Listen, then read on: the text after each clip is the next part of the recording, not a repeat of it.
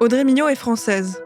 Au début des années 2000, animée par des convictions communistes, elle est partie combattre aux côtés des FARC, les forces armées révolutionnaires de Colombie. Elle est une des seules européennes à avoir activement participé à cette histoire révolutionnaire colombienne. Retour sur une vie de lutte de l'autre côté de l'Atlantique.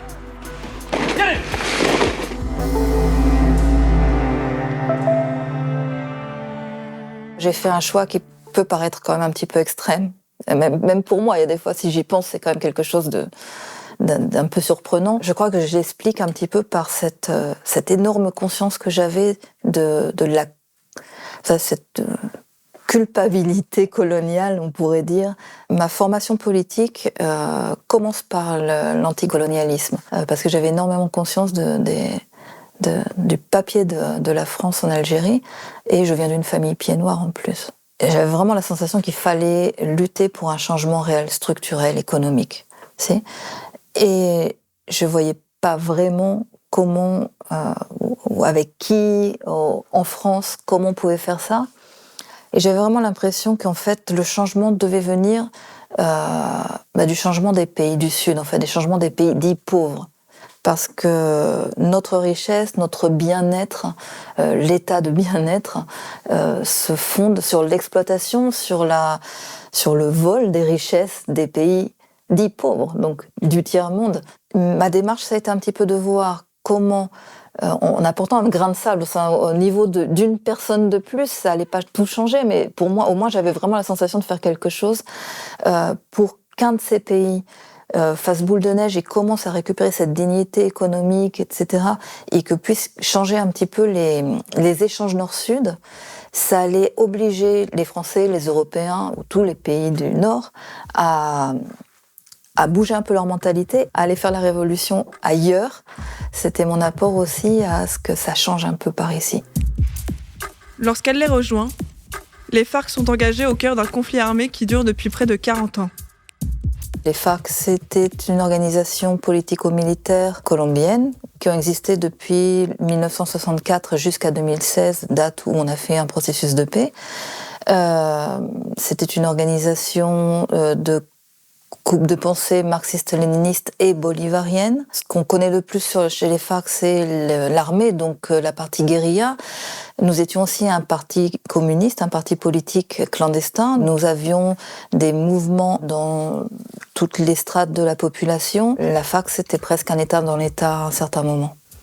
La fondation des FARC prend sa source dans l'histoire sociale colombienne. Ancienne colonie espagnole, la Colombie est une société marquée par de fortes inégalités. D'un côté, une paysannerie populaire, rurale, très pauvre.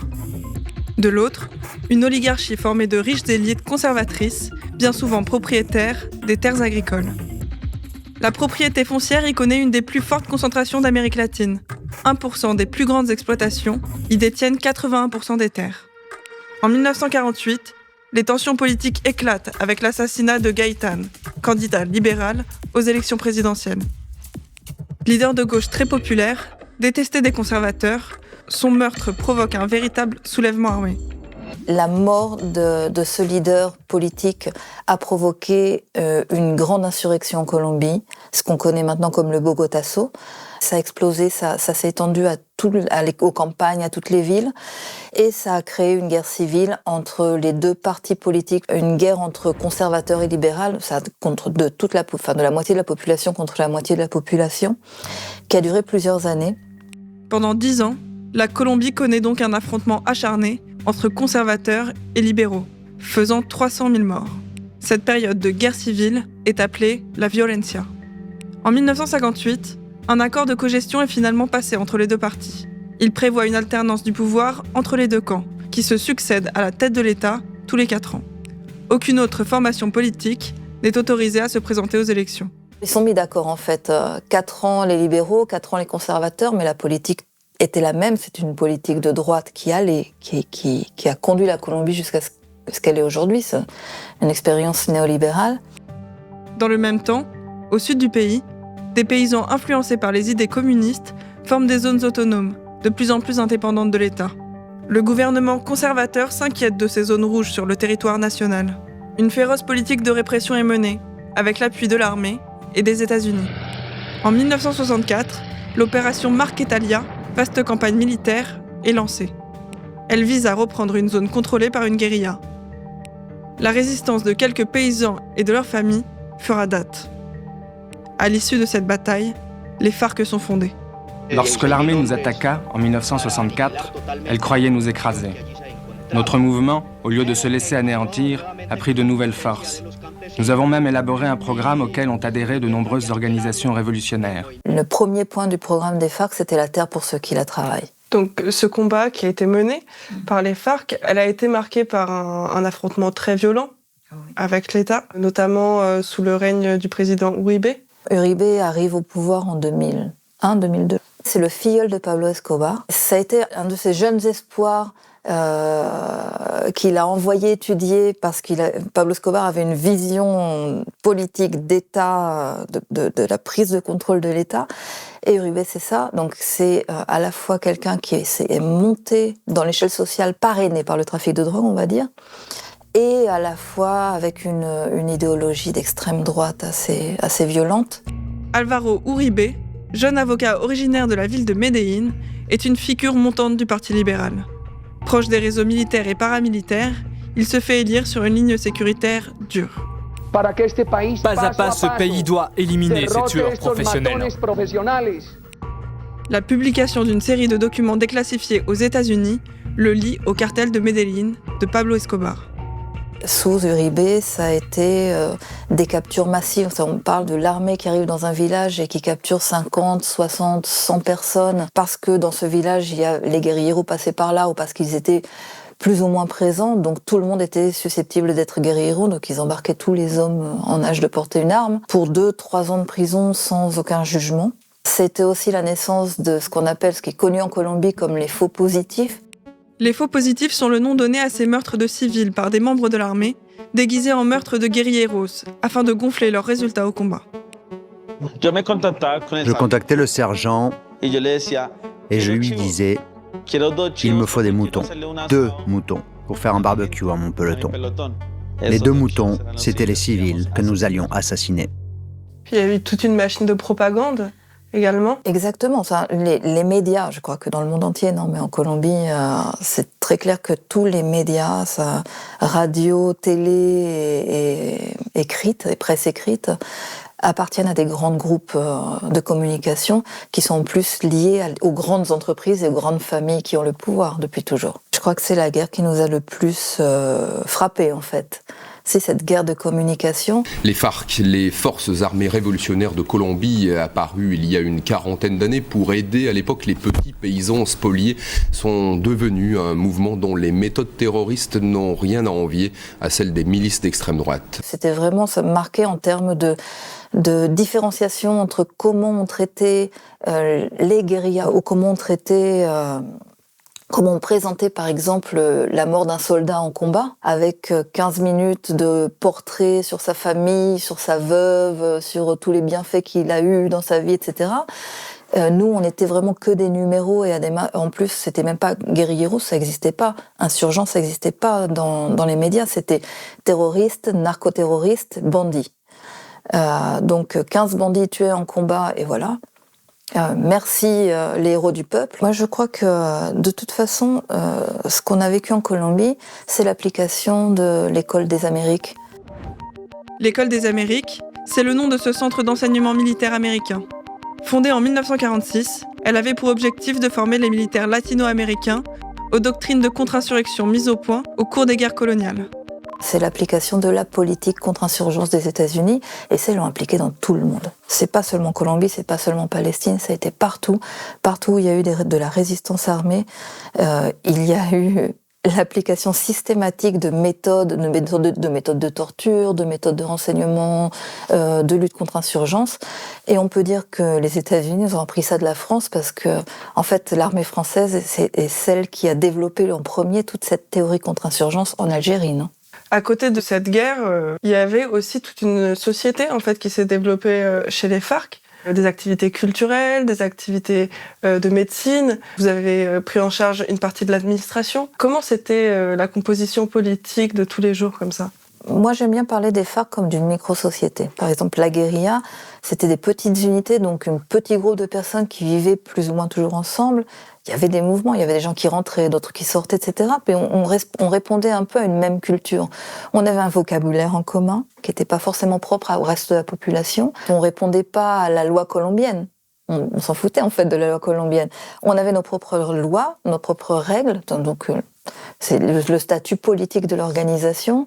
Il y avait un rythme de vie à suivre, il y avait des droits et des devoirs. C'était une petite société très très bien organisée, qui, est vrai, était une société militarisée aussi, non ? Il faut dire. Les gens s'imaginent que les guérilleros des FARC, c'était quelque chose de très...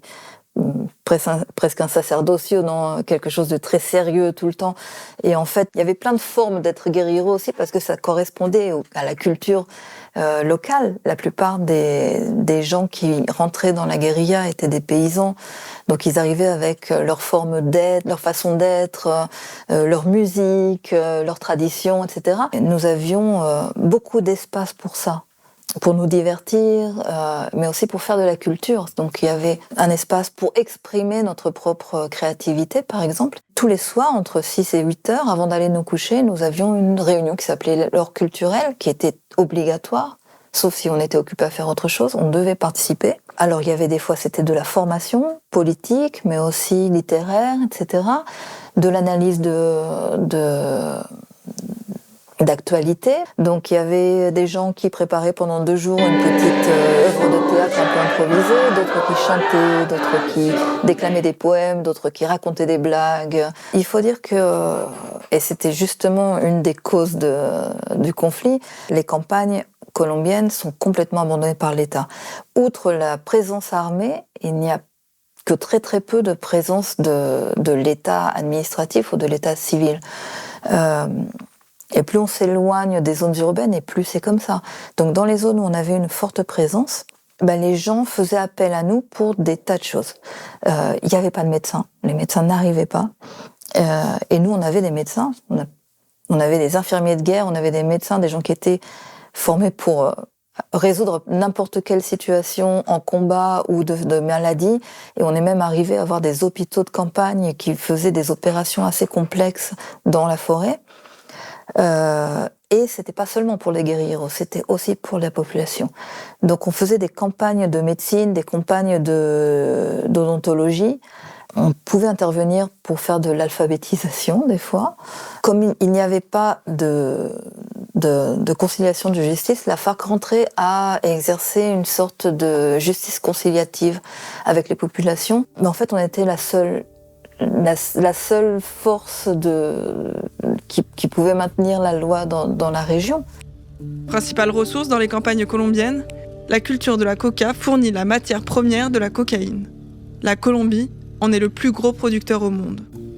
Quand les narcotrafiquants sont arrivés très fort en Colombie, il y a eu un gros débat au sein de la FARC pour dire qu'est-ce qu'on fait ? On combat les narcotrafiquants ou qu'est-ce qu'on fait avec eux ? Dans les années 70, l'idée c'était on ne veut pas de narcotrafic en Colombie.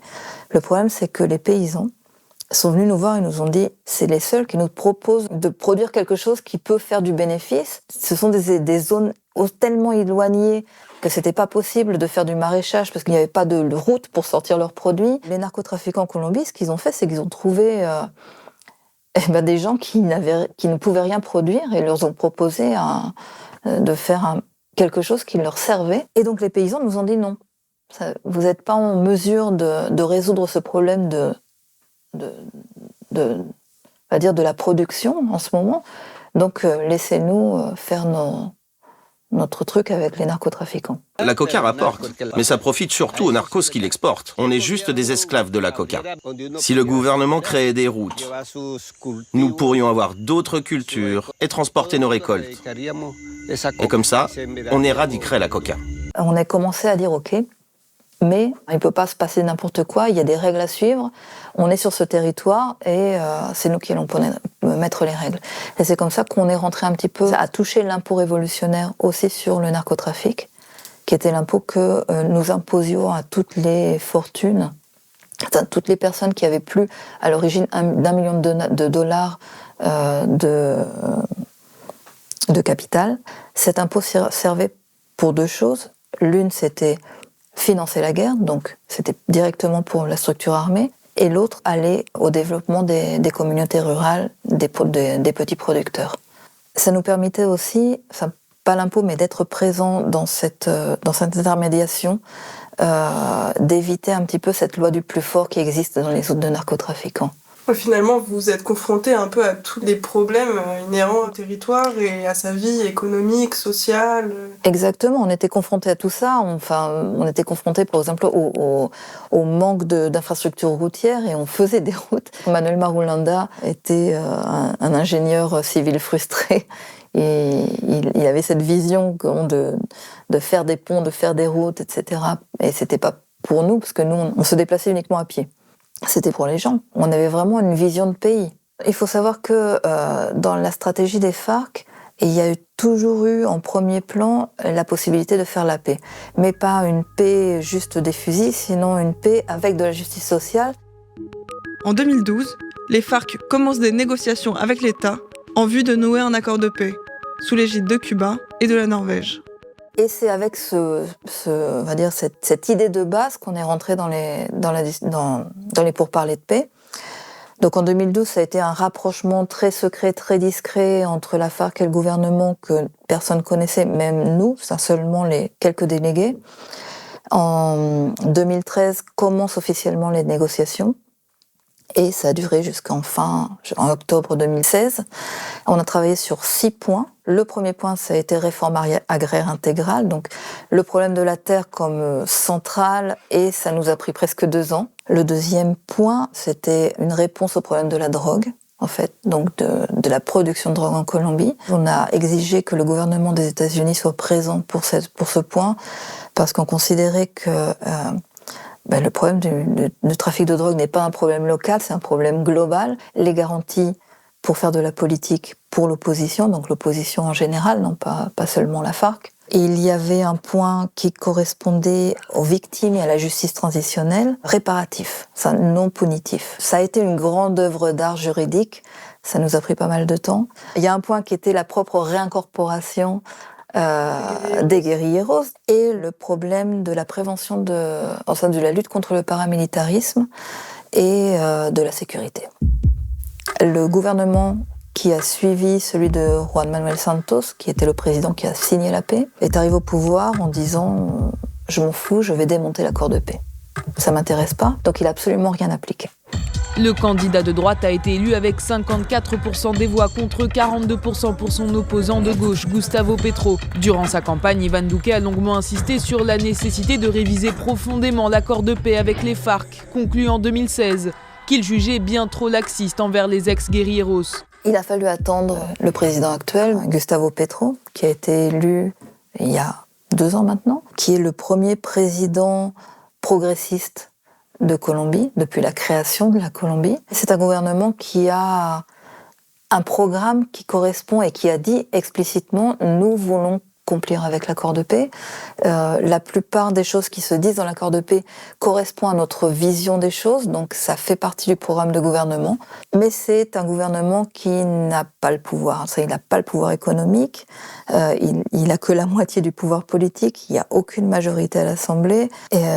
Les militaires font tout pour ne pas accomplir les ordres du gouvernement. Donc, même si en Colombie, en ce moment, il y a beaucoup de choses très intéressantes qui se mettent en œuvre, qu'il y a, au-delà de accomplir ou pas accomplir avec les accords, il y a des choses très, très importantes qui viennent évoluer. C'est aussi un moment de beaucoup d'insécurité, de beaucoup d'instabilité.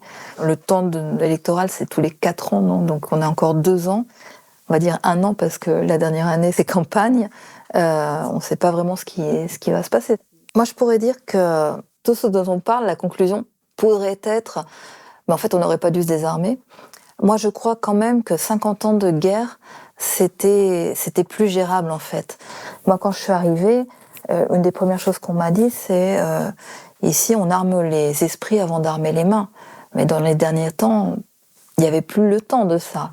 Et ça a fait que beaucoup de chefs de dirigeants des FARC sont devenus beaucoup plus militaires que politiques. Et ça a mené beaucoup d'erreurs politiques très très graves. Et pour moi, c'était très difficile dans ces conditions et avec cet isolement médiatique qu'on avait chaque fois plus, d'arriver à une révolution. On aurait pu continuer à résister dignement, etc., pendant des années et des années dans le maquis, mais quelle était notre réelle possibilité pas de prendre le pouvoir. Notre plan, c'était pas un coup d'État. Notre plan, c'était une insurrection populaire où tous les secteurs pouvaient redéfinir l'État et où la FARC était l'armée qui soutenait ce changement et qui garantissait le non-retour de la répression. Et ça, c'était plus possible parce qu'on avait perdu la capacité de communiquer réellement nos idées à la majorité des gens. On pourrait dire que, en fait, la paix, en ce moment, c'est un petit peu la reconversion du conflit. Ça, c'est la poursuite du conflit par d'autres moyens. Ça ne veut pas dire que l'idée de la lutte armée en Colombie ou ailleurs soit plus valable, que c'est pas parce que nous, on a arrêté que c'est plus valable. Ça peut être totalement légitime. Le problème, c'est que les guerres modernes sont chaque fois plus inégales, et ça devient chaque fois plus difficile d'entamer une résistance armée qui, dans le fond, nous isole. Le fait que nous soyons sortis du maquis, ça a permis de détendre le climat politique et ça a permis aux gens de nous réhumaniser un petit peu. Et ça, je crois que ça a permis tout ce qui s'est passé après.